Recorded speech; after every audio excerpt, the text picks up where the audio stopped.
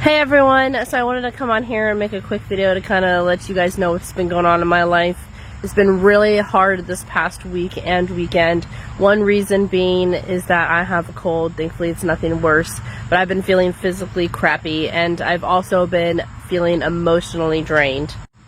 I wasn't sure if I wanted to come on here and share this with you guys, but I made so many friends through Facebook and through YouTube that I thought it'd be a good idea for me to do this. And so many of you guys have shared your stories of your family and everything with me that I thought it would help me to kind of do the same thing.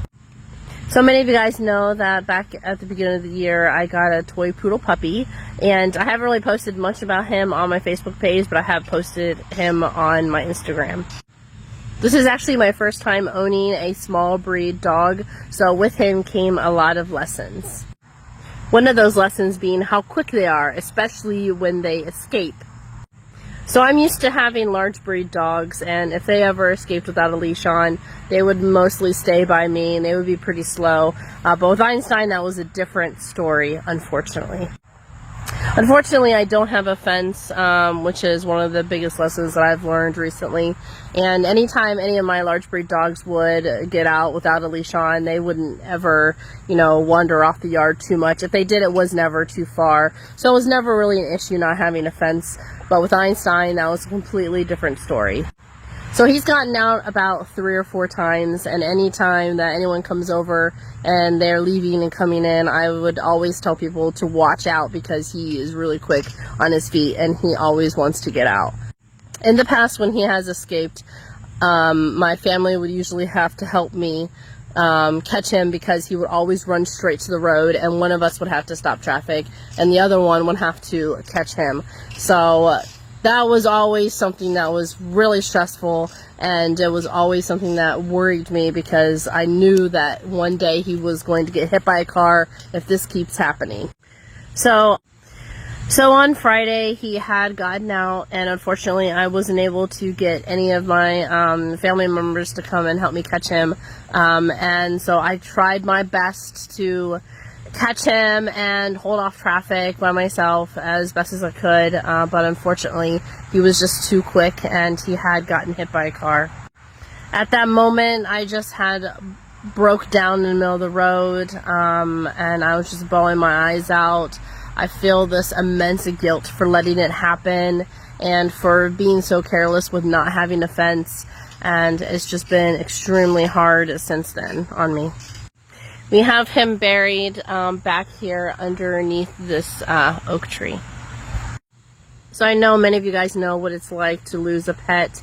So if you could please keep me in your prayers and your thoughts, that would be great, because it's been really, really hard these past couple days of trying to grasp everything that happened and just kind of understand where the lessons are for me there, as well as just kind of getting through this feeling of guilt, and it's just been really hard. I now know how important getting a fence is. I am going to be getting a fence installed here really soon because I have other dogs that I got to worry about now that I know that, it could have been easily preventable if I had just had a fence up. And even though my other dogs are large breed and they don't really run off or anything, other dogs and other animals can come in, and I know many of you guys have told me that you've lost pets because of wild animals and other dogs that have come into your property and all those sorts of things. So I am definitely looking into getting a fence now. I'm more on top of it, and it just breaks my heart that it could have been prevented if I only had a fence. All my other dogs are doing good. I think they do know that there's something missing, and I can definitely feel that there's a big piece missing to the pack. He brought that playful, happy, joyful, spunky personality to the group, and it's definitely missed, and the house is a lot quieter without him, which is really sad. So I just wanted to come on here and kind of share with you guys that which has happened, which has been really hard, like I said.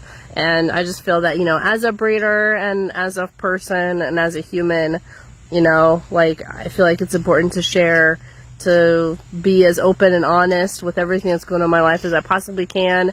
And even though I breed and I have dogs, you know, I'm not a perfect person and I make mistakes. And it's not easy having dogs, you know, especially small breed dogs that can escape and that are so quick. So anyways, hope you guys are doing well, and I will talk to you guys soon. I did want to mention really quick before I end the video that he had died instantly when he got hit by the car. I watched the whole thing happen, and obviously it was very tragic and heartbreaking. But the one good thing out of everything is that he did not suffer at all. And I definitely would have taken him to the vet if there was any chance of him making it through. But he was so small, not even 10 pounds. And, you know, it was just too much for his little body. I did want to mention really quick before I end the video that he had died instantly when he got hit by the car. I watched the whole thing happen, and obviously it was very tragic and heartbreaking. But the one good thing out of everything is that he did not suffer at all. And I definitely would have taken him to the vet if there was any chance of him making it through. But he was so small, not even 10 pounds. And, you know, it was just too much for his little body.